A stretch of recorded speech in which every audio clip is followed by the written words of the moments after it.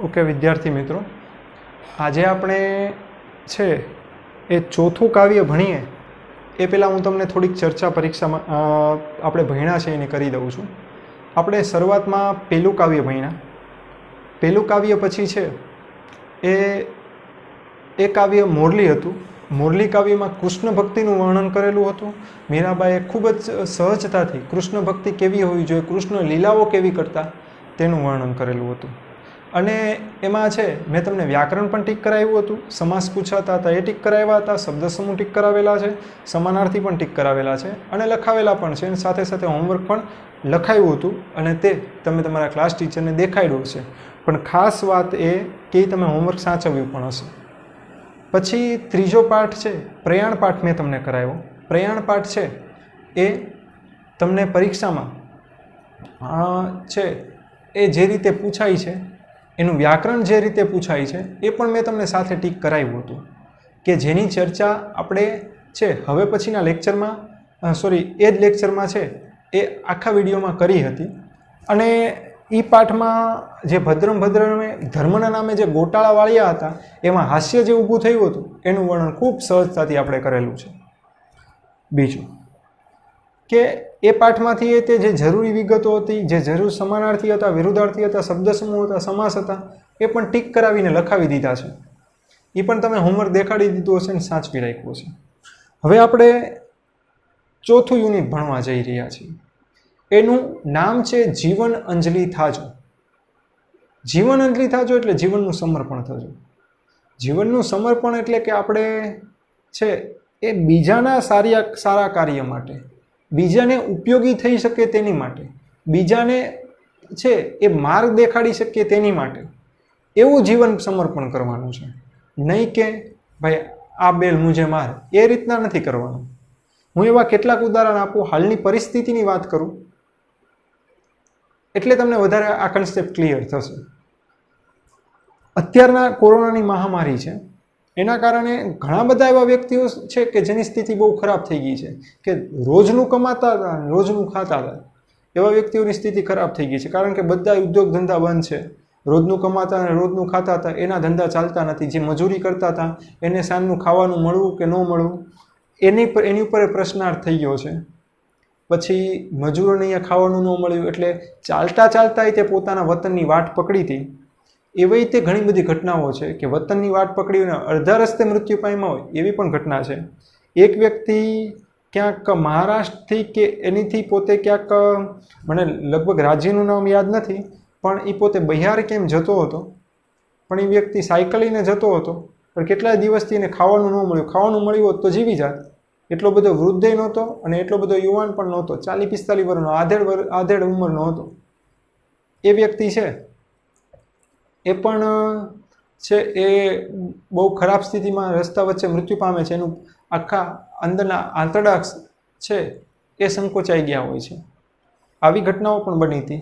એક ઘટના એવી હતી કે એક દીકરી એના પિતાને, માંદગીમાં સપડાયેલા પિતાને પોતાના ગામે લઈ જાય છે. 1100 કિલોમીટરનું અંતર કાપીને. બિહારની છોકરી, એની અમેરિકાની રાષ્ટ્રપતિની પત્નીએ એની માટે ટ્વીટ પણ કર્યું છે. બરાબર, આ ટ્વીટથી કંઈ કોઈની જિંદગી નથી ચાલતી, પણ કહેવા એમ માગું છું કે આ બધાય જરૂરી લોકો છે, આ બધાને મદદની જરૂર છે. એ બધાને મદદ કરવાવાળા ઘણા બધા આગળ આવ્યા છે અને ઘણા બધા દેખાવ કરવા માટે આગળ આવ્યા છે. તો મદદ કરવાવાળા આગળ આવ્યા છે એ કોઈ દી ફોટો પડાવવામાં, પોતે કર્યું છે એનું પોસ્ટ કરવામાં કહેવામાં નથી માનતા. એ પોતે પોતાની રીતના છે મદદ કરીને ચાલ્યા જાય છે. અને આવા જ કામને જીવનનું સમર્પણ કહેવાય. કહેવાય છે કે જમણો હાથ દાન કરે તો ડાબા હાથને પણ ખબર ન પડવી જોઈએ. પણ અત્યારના તો એવું છે કે બધા દાન કરવા કરતાં તો પોતે ઇન્સ્ટામાં સ્ટોરી મૂકી શકશે, ફેસબુકમાં છે પોસ્ટ કરી શકશે અને વોટ્સઅપમાં સ્ટેટસ મૂકી શકશે, પોતાને કેટલા વ્યૂ મળશે એના માટે ઘણી વખત દાન કરતા હોય છે. પણ એનીથી એવા દાનની કોઈ જરૂર નથી અને સામેવાળો નીચે માથું રાખીને દાન સ્વીકારે એવી જરૂર નથી. હું 2 પ્રસંગ કહું. વડોદરાથી કેટલાક આદિવાસીઓ પોતાના ડાંગ જિલ્લામાં કેમ જતા હતા અને એવે વખતે વચ્ચે પૈસાદારની લોકોની કોલોની આવે છે. બધા પૈસાદાર ખરાબે નથી હોતા, એની વાત કરું તમને. તો એ લોકોએ આ જતા હતા તો ઘણા બધા જોયું કે જમવાનું થોડી ઘણી રોટલીઓ પડી હોય પોતાના બેગમાં ને એ બધી એવી રીતના કરીને છે એ જતા હતા. પણ પેલા પૈસેદાર કોલોનીને ખબર પડી તો એ લોકો દરરોજ ભેગા થઈને આ લોકો માટે છે એ ખીચડી અને છાશની વ્યવસ્થા કરી. ઘણા બધા દિવસ સુધી છે આ વ્યવસ્થા ચાલુ રાખી. એક ઘટના બીજી પણ એવી બની હતી કે સુરેન્દ્રનગરથી આવું જ જૂથ, ઉનાળાના એ આદિવાસીઓ દાહોદના નહીં હતા, આવું જ જૂથ છે સુરેન્દ્રનગરથી નીકળ્યું અને ખૂબ ગરમી, તોય પગમાં ફોડલા પડે તોય ચાલતા જતા હતા ચંપલ વગરના. ગ્રુપ હતું 50નું. એક ઘર આગળથી નીકળ્યું ને એ સદનસીબે એ ઘરના વ્યક્તિ તે પોતે છે એ સારી એવી ચપ્પલની દુકાન હતી એને. તો તરત જ એને રોક્યું. આ જોયું એનું હૃદય દ્રવી ઉઠ્યું. તરત જ એ લોકોને રોક્યા અને પછી એને છે પોતાની દુકાન ખોલીને બધાને એક એક જોડી છે એ ચપ્પલ આપ્યા. તો આવી કામને જીવનનું સમર્પણ કહેવાય, આવા કામને જીવનનો ત્યાગ કહેવાય, આવા કામને છે બીજાની માટે જીવન ઉપયોગી થયું એમ કહેવાય. બરાબર. હમણાં એક વિડીયો મેં એવો જોયેલો હતો કે ગુજરાતથી જ એક વ્યક્તિ છે, એક કુટુંબ નીકળ્યું હતું અને પહોંચ્યા વારાણસી પહોંચ્યા, પછી મુઝફ્ફરનગર બિહાર જવાનું હતું. એની માં કોઈ ગરમીના કારણે કે કોઈ બીજી માંદગીના કારણે છે સ્ટેશન પર મૃત્યુ પામે છે. એની લાશ પડી હોય, નાનો છોકરો છે એની સાડી સાથે રમતો હોય અને માતા તો મૃત્યુ પામી હોય, એને નથી ખબર હોતી. તો આવી ઘટનાઓ બનેલી છે. પણ આવા વ્યક્તિઓને ખરેખર તો મદદની જરૂર છે. અને મદદ માટે ઘણા બધા એવા છે કે સમયસર હાથ લંબાવે છે. ઘણા બધા છે ફક્ત છે ફોટો પડાવવાની કે ફોટો ઓપોર્ચ્યુનિટીને તરીકે જ ગણે છે ને એકાદ કીટ આપીને 10 ફોટા પડાવે છે. આને મદદ નથી થઈ કહેવાય. બરાબર. આપણે આ કાવ્યમાં એ જ ભણવાનું છે, જીવન અંડલી થાજો એટલે કે જીવનનું સમર્પણ થજો. એક પંક્તિ છે, ભૂખ્યા કાજે ભોજન બનતા, એટલે જે ભૂખ્યા છે એના માટે ભોજન તરીકે હું કામ કરું, એટલે કે ભોજન પહોંચાડું. તરસ્યા છે એને સમયસર પાણી મળી રહે એવો પ્રયત્ન કરું. અને આવા દીન દુખ્યા કે જેને કાંઈક પ્રકારનું દુઃખ છે એને ઉપયોગી બનવામાં હું જરીકે પાછો ન પડું. પછી એક પંક્તિ એવી છે, સતની કાંટાળે. આવા બધા માર્ગ ઉપર ચાલો ને એ કાંટાળા માર્ગો છે. ક્યાંક ને ક્યાંક મુશ્કેલી આવ્યા જ કરે. ખરાબ કામ કરવું હોય તો મુશ્કેલી ન આવે, પણ સારા કામ કરો તો ખરાબ કામ કરનારા મુશ્કેલી ઊભી કરે, એટલે કાંટાળી રસ્તો થઈ જાય. તો એ કાંટાળા રસ્તામાંથી પણ હું નીકળું એટલે બીજા માટે તો સફાઈ કરી જ લઉં. બીજાને એવું મુશ્કેલી ન નડે, મને મુશ્કેલી નડે એટલે બીજાને નડવી જોઈએ એમ નહીં. એટલે હું એ સાફ સફાઈ કરી લઉં અને સાફ સફાઈ કરી અને બીજાને પુષ્પ પાથરી શકું એ માર્ગે, એવો પ્રયત્ન કરો. એક રાજાએ પોતાની પ્રજાની પરીક્ષા લેવા માટે એક પ્રયત્ન કર્યો નાનો અમથો. સાંજના જે માર્ગેથી લોકો આવતા હોય ને એ માર્ગે મોટો પથ્થર મૂક્યો, એની નીચે એક છે ચિઠ્ઠી મૂકી અને એની નીચે છે એક ખાડો ગાળીને એક થેલી મૂકી. લોકો આવતા જાય, પથ્થરમાં ભટકાય, પડે, પથ્થરને ગાળું દે, આજુબાજુ જેને મૂક્યો હોય એને મનમાં ગાળું દેતા જાય, થોડી વાર પથ્થર આમું જોવે વયા જાય. આવું કેટલા 3-4 દિવસ સુધી પણ. એક ગરીબ વ્યક્તિ, યુવાન વ્યક્તિ અને ચિત્રેહાલ વ્યક્તિ હતો, એ નીકળો ત્યાંથી. એ રાજાએ આ બધું નિરીક્ષણ કરવા માટે એક સૈનિક તો રાખેલો જ હતો. એ નીકળો ત્યાંથી, એ ભટકાણો, એ પડ્યો, પણ એને ગાળું ન દીધું. એને કોઈને છે કંઈ કટુ વચન ન કીધું. એને પોતે જે થેલો રાખ્યો તો એ બાજુમાં મૂક્યો, પથ્થર 15-20 મિનિટના પ્રયત્નથી ખસેડ્યો અને ત્યાં થોડોક પૂનમના અંજવાળાને કારણે છે એને એક ચિઠ્ઠી દેખાણી. ચિઠ્ઠી વાંચી તેમાં લખ્યું હતું કે આ ખાડો ખોદો તો ત્યાંથી મોટી થેલી નીકળી અને એમાં એકથી એક ચિઠ્ઠી નીકળીને સોનામોર એમાં ઘણી બધી હતી, 100-200 સોનામોર હતી. અને એમાં લખ્યું હતું કે ઈમાનદારીનું અને લોકોને મદદ કરવાનું ઇનામ. એટલે ઈશ્વર જોતો હોય છે તમારી ઈમાનદારી. તમારે છે તમે ઈમાનદારી કરતા હો એ તમારે તમારી રીતના ચાલુ રાખવાની છે. ઈશ્વરે દાખલા તરીકે તમને 2 સફરજન આપ્યા છે, તો બરાબર ઈશ્વરે નહીં પણ તમારી પાસે 2 સફરજન છે. એમાં એક સફરજનથી તમારું સાંજનું ભૂખ મટી જાય છે. અને એ વખતે સફરજન ખીચામાં લઈને તમે ક્યાંક જતા હોય, એ વખતે કોઈ ગરીબ, તમને ખબર છે કે આ ખરેખર ગરીબ છે, તો તમે એને આપી દો અને તમારે કાંઈ એની જાહેરાત કરવાની જરૂર નથી. ઈશ્વર જોવે જ છે મદદ કરો છો એ.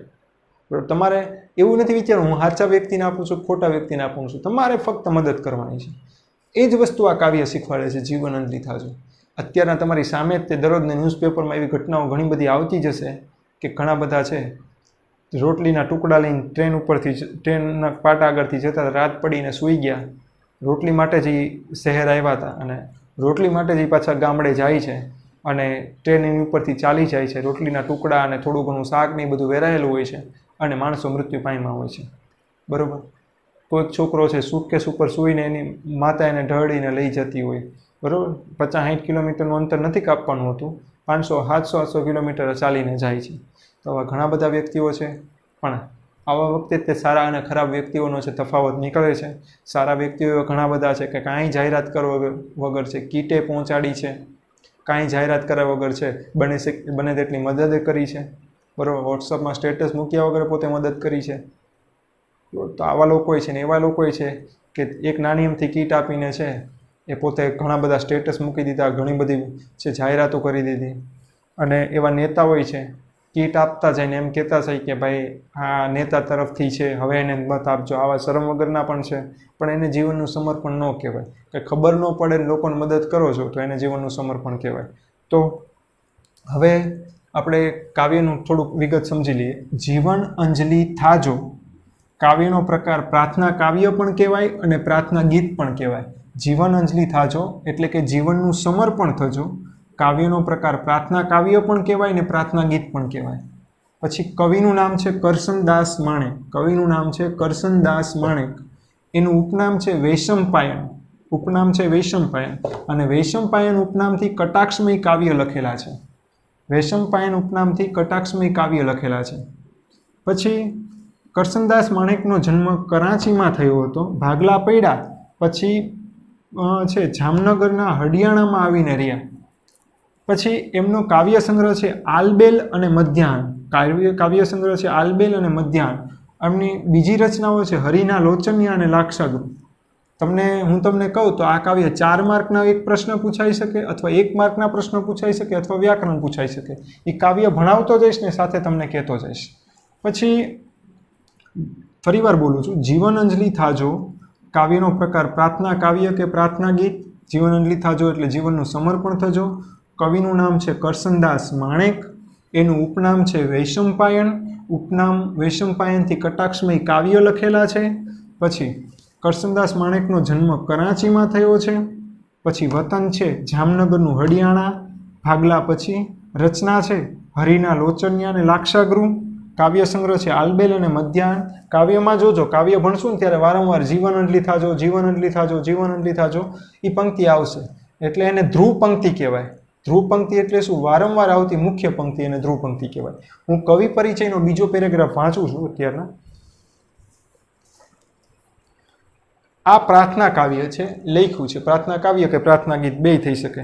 સુંદર અને ભાવવાહી છે અને ક્યાંક શીખવાડે એવું છે. આજના સમયમાં તો ખાસ પોતાનું જીવન અંજલિરૂપ બને એટલે કે બીજાને સમર્પણ રૂપ બને, અન્યને ઉપયોગી થાય તેવી માંગણી કવિએ અહીં વ્યક્ત કરી છે.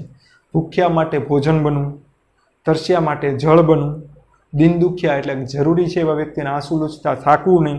એ દ્વારા કવિએ બીજા માટે જીવવું એ સાર્થક જીવન છે. સાર્થકનો સમાનાર્થી થાય ઉપયોગી અને એનો વિરુદ્ધાર્થી થાય નિરર્થક. સાર્થકનો સમાનાર્થી ઉપયોગી અને એનો વિરુદ્ધાર્થી થાય નિરર્થક. તે સચોટ રીતે વર્ણવ્યું છે. સત્યના માર્ગે ચાલનારાના માર્ગમાં મુશ્કેલી આવે તો મુશ્કેલી દૂર કરીને બીજાના માટે પુષ્પ પાથરવા. જીવન નહીં એટલે જીવન છે 7 સમુદ્ર રૂપી દરિયો છે, એને પાર કરવા માટે એક નાવ જોવે. ઈશ્વર રૂપી નાવ હોય એની વિશે શ્રદ્ધા ન ડગે એવી વાત કરેલી છે. પછી શ્રદ્ધાવાન જીવનની ઝાંખી થાય છે. અન્ય માટે જીવન સમર્પણ કરવાની દિવ્ય ભાવના જીવન અંજલિ થાજો કાવ્યમાં છે. અંડરલાઈન કરી નાખજો, 1 માર્કમાં પ્રશ્ન પૂછાય. કઈ દિવ્ય ભાવના છે એ જીવન અંજલિ થાજો કાવ્યમાં છે? તો અન્ય માટે સમર્પણ કરવાની જીવન ભાવના છે. સમર્પણ કરવાની ભાવના છે એ જીવન અંજલિ થાજો કાવ્યમાં છે. અને આ ધ્રુવ પંક્તિ આપેલી છે, વારંવાર આવતી પંક્તિ, બરોબર છે. અહીંયા છે હું લખવાનો તમને 5-7 મિનિટનો સમય આપું છું. લખી નાખો, ક્રમશઃ લખજો. પહેલાં જીવન અંજલિ થાજો, એમાં કાવ્યનો પ્રકાર લખો. પછી છે કેટલા માર્કમાં કેવી રીતના પૂછાય છે. પછી કવિની નામની નીચે અંડરલાઈન કરી નાખો, એની નીચે બિરુદ લખી નાખો. પછી છે કટાક્ષમય કાવ્ય તો નીચે આપેલું જ છે, પહેલા પેરેગ્રાફમાં 3જી લીટીમાં એ ટીક કરી નાખો, લખી નાખો તમારી બુકમાં.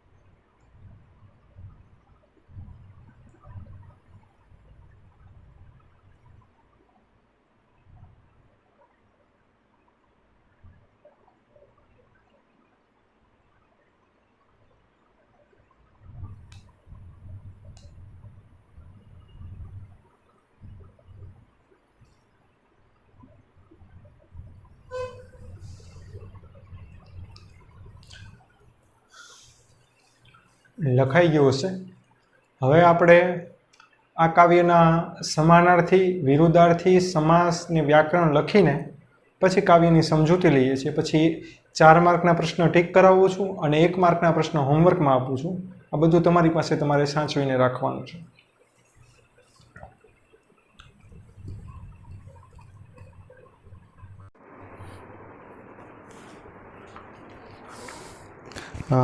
વેરી ગુડ મોર્નિંગ વિદ્યાર્થી મિત્રો. આપણે ચોથું કાવ્ય ભણ્યા હતા. એમાં જે કાવ્યની સમજૂતી હતી તે બાકી હતી અને થોડી વિગતો બાકી હતી. એની ચર્ચા આપણે હવે કરીએ છીએ. એ પહેલાં જે ભણાવ્યું છે એનું રિવિઝન કરાવી દઉં છું.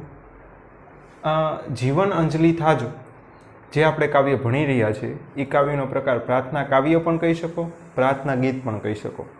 પછી જીવન અંજલિ થાજો એક રૂઢિપ્રયોગ છે. એનો અર્થ થાય જીવનનું સમર્પણ થજો.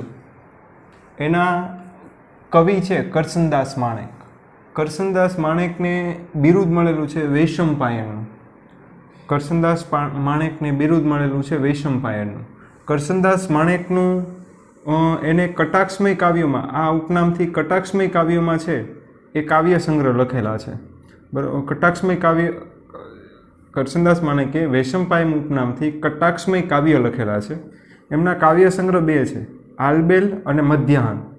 પછી એમની રચના બીજી 2 છે, હરિના લોચન્યા અને લાક્ષાગૃહ.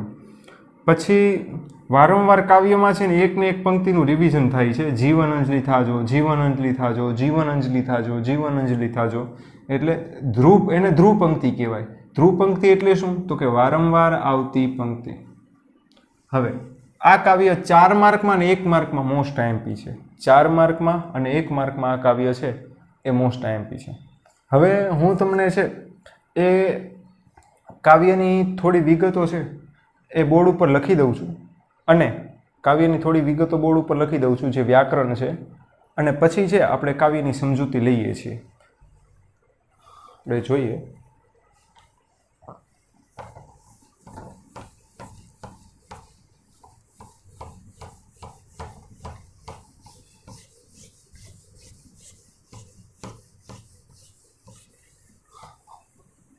આપણે જીવનજલી થાજો કાવ્ય જ લેવાનું છે, અને પહેલાં એને થોડુંક વ્યાકરણ છે એ લખી લઈએ છીએ. વ્યાકરણ થોડુંક લખી લઈએ છીએ.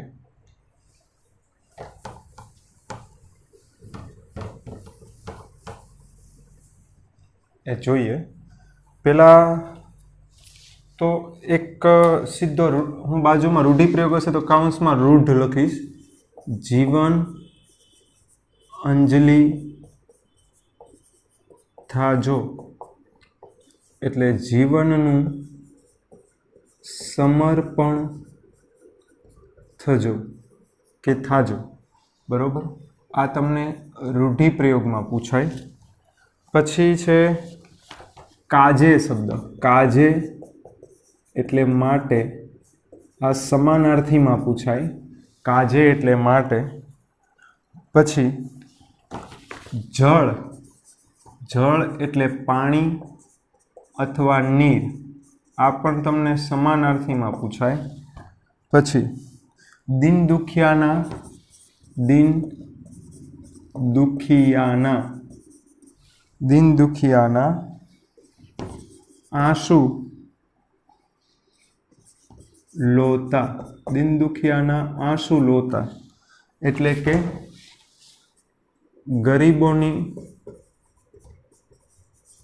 કે જરૂરિયાતમંદોની મદદ કરવી. ગરીબોની કે જરૂરિયાતમંદોની મદદ કરવી. પછી છે દિન એટલે ગરીબ. દિન એટલે ગરીબ. પછી છે અંતર ન ધરાવવું, આ સમાનાર્થીમાં છે. પછી અંતર ન ધરાવવું એટલે સંતોષ ન થવો, આ છે રૂઢિપ્રયોગમાં. પછી છે સત એટલે સત્ય, આ છે સમાનાર્થીમાં. સત એટલે સત્ય, સમાનાર્થીમાં. પછી કેડી એટલે રસ્તો કે માર્ગ, આ છે સમાનાર્થીમાં. કેડી રસ્તો કે માર્ગ. પછી પુષ્પ. પુષ્પ ફૂલ કે સુમન, આ છે સમાનાર્થીમાં. ફૂલ કે સુમન. પછી ઝેર. ઝેર નું સમાનાર્થી છે. ઝેર એટલે વિષ કે ગરલ, આ એનું સમાનાર્થી છે. પછી ઝેરનું વિરુદ્ધાર્થી છે. ઝેરનું વિરુદ્ધાર્થી અમૃત છે, વિરોધી. પછી જીરવવું. જીરવવું એટલે સહન કરવું. જીરવવું એટલે સહન કરવું, આ રૂઢિપ્રયોગ છે. પછી અમૃતનું વિરુદ્ધાર્થી થાય વિષ, આ વિરોધી. અને એનું સમાનાર્થી થાય અમી અથવા પિયુષ. અમૃતનું વિરુદ્ધાર્થી વિષ થાય, અને અમી અને પિયુષ છે એનું સમાનાર્થી છે. પછી ઉર. ઉર એટલે હૃદય, આ એનું સમાનાર્થી છે. ઉર એટલે હૃદય એનું સમાનાર્થી છે. પછી થાક્યા વગરના એટલે વણ થાક્યા. થાક્યા વગરના એટલે વણ થાક્યા, આ શબ્દ સમૂહ. પછી નીત એટલે દરરોજ. નિત એટલે દરરોજ, આ છે સમાનાર્થી. પછી સમીપ, એનું સમાનાર્થી થાય નજીક, સમાનાર્થી, અને એનું વિરુદ્ધાર્થી થાય દૂર, આ વિરોધી. પછી ધાજો એટલે દોડજો, ધાજો એટલે દોડજો. હવે પહેલાં આટલું સમજી લઈએ છીએ. હું એક એક પંક્તિ તમને સમજાવવા જઈ રહ્યો છું, સાંભળજો. જીવન અંજલિ થાજો એટલે કે જીવનનું સમર્પણ થજો, બીજાના કાર્ય માટે જીવન વપરાજો. મારું જીવન અંજલિ થાજો એટલે મારું પોતાનું જીવન છે એ બીજાના કાર્ય માટે સમર્પિત થાય. ભૂખ્યા કાજે ભોજન બનતા એટલે કે દુનિયામાં જેટલા ભૂખ્યા વ્યક્તિઓ છે, જેટલાને જરૂર છે કોઈ વસ્તુની, એવા વ્યક્તિ માટે છે હું ભોજન બનું. તરસ્યાનું જળ થાજો, એવા તરસ્યા લોકો છે કે જેને કોઈક ને કોઈક વસ્તુની તરસ છે, તો એની તરસ પણ હું છીપાવી શકું. એટલે કે જીવન કયા કાર્ય માટે અંજલિરૂપ થાય? તો ભૂખ્યા માટે હું ભોજન બની શકું, તરસ્યા માટે હું જળ બની શકું. કારણ પહેલાંના લોકો હતા કે ઉનાળામાં પાણીના પરબ બંધાવતા, હજી કેટલાક ગામડાઓમાં તમને જોવા મળે. પણ અત્યારના તો કે એનો જ તે વેપાર ધંધો કરવા નીકળ્યા. પાણીના પાઉચ રૂપિયાની બદલે 2 રૂપિયા કરી નાખ્યા, અને એક નાની અમથી બોટલના 5 રૂપિયા, અને એક ગ્લાસ એટલો ભરાય. પહેલાં તો લોટો કે 2 લોટા પાણી પાઈ નાખતા, તોય તે કાંઈ પૈસાનું વિચારતા નહીં. તો ભૂખ્યા માટે ભોજન બનવું, તરસ્યા માટે પાણી બનવું. દિન દુખિયાના આંસુ લોતા એટલે કે એવા જરૂરિયાતમંદ વ્યક્તિઓ છે, એવા દુઃખી વ્યક્તિઓ છે, એવા વ્યક્તિના આંસુ લૂતા, એવા વ્યક્તિના મદદ કરતા, મદદે જતા મારું મન કોઈ દી સંતોષ ન પામે એમ. એવા વ્યક્તિનું સતત મદદ કર્યા કરું. એક વખત મદદ કરી એટલે પૂરું થઈ ગયું એમ નહીં, પણ એવા વ્યક્તિની હું સતત મદદ કર્યા કરું. એમ કહે છે કે દિન દુખિયાના આંસુ લોતા એટલે કે એવા વ્યક્તિની મદદ કરતાં કરતાં મારું હૃદય કોઈ દિવસ સંતોષ ન પામે. મારું જીવન અંજલિ થાજો, એવા કાર્યમાં મારા જીવનનું છે એ સમર્પણ થાય. મારા જીવન છે બીજાના માટે કામે આવે, તો જ સાચું જીવન કહેવાય. એવા ઘણા બધા વ્યક્તિઓ જીવી ગયા. દાખલા તરીકે ભગવાન ઈસુ, એને પણ એવું જીવન જીવ્યું, બરાબર, બધાની મદદરૂપ કર્યું. તેવા ઘણા બધા ભગવાનો પણ ઘણા બધા છે. પછી સતની કાંટાળી કેડી પર એટલે કે સત્યની કેડી છે. મેં તમને હમણાં પહેલા ભાગમાં કવિ પરિચય સમજાવ્યો ત્યારે પણ મેં તમને કીધું હતું કે સત્યના માર્ગ ઉપર ચાલો, બરાબર, તો કેટલા બધા છે એ કાંટા હોય. એક જોક્સ છે કે એક વ્યક્તિએ પૂછ્યું કે ગાંધી બાપુને માથે વાળ કેમ ન હતા? તો એક બીજા વ્યક્તિએ કીધું, બેટા એ સત્ય બોલતા ને એટલે. તો છોકરો કે હા, હવે ખબર પડી મમ્મીના માથે એટલા બધા વાળ કેમ છે એમ. સતની કાંટાળી કેડી પર એટલે કે સત્યની જે કેડી છે, સત્યનો જે રસ્તો છે, ત્યાં પુષ્પ બની પથરાજો એટલે કે એનો માર્ગ હું સરળ કરી શકું, મદદરૂપ એને બની શકું, એવો પ્રયત્ન મારીથી થાય. એને વચ્ચે કાંટા નાખું, એના વચ્ચે છે અવરોધ ઊભો કરું, એવા બધા પ્રોબ્લેમ્સ હું ઊભા કરું, એવું મારીથી ન થાય એમ. પછી વણ થાક, પછી કહે છે ઝેર જગતના જીરવી જીરવી એટલે કે દુનિયા મને છે હેરાન જ કર્યા કરે, હેરાન જ કર્યા કરે, પ્રોબ્લેમ્સ જ ઊભા કર્યા કરે. તો એવાય તે ઝેર સહન કરી કરી, એવાય અવરોધો સહન કરી કરી અને અમૃતૂરના પાજો. પણ એના જીવનમાં તો હું શું ઊભું કરું? તો કે ફક્ત એને અમૃતભરી વાત કરું, એને પ્રેમભરી વાત કરું. એક ઉદાહરણ, એક સંત છે, દરિયા કિનારે હતા. વીછી આવે કિનારે, એને બચાવે. ઓલો ડૂબતો ડૂબતો આવે ને તો બચાવે, અને જેવો હાથમાં વીછીને લે એટલે તરત ડંખ મારે, અને ડંખ વાગે એટલે ભૂલથી પાછો વીછી પડી જાય, પાછો ડૂબવા માંડે, પાછો બચાવે. એવી રીતના 3-4 વખત થયું. બાજુમાં બીજા પંચાયતવાળો એને પૂછ્યું, આ વીછીને વારા ઘડી હું ઓલા ડંખ મારે તોય બચાવો? ત્યારે સાધુ કહે છે કે એ એનો સ્વભાવ નથી છોડતો ડંખ મારવાનો, તો હું મારો સાધુ છું તો મારો સ્વભાવ કેમ છોડવું? એટલે આપણે આપણો સ્વભાવ દુનિયાના જગતના ઝેર જીરવી જીરવી નહીં, તે આપણે એને અમૃત પાવા જોઈએ. એટલે કે એની માટે છે એને સારી રીતે ઉપયોગી બનવાનો પ્રયત્ન કરવો જોઈએ. મારું જીવન અંજલિ થાજો, મારું છે એ જીવન એ લોકોના કાર્ય માટે સમર્પિત થાય.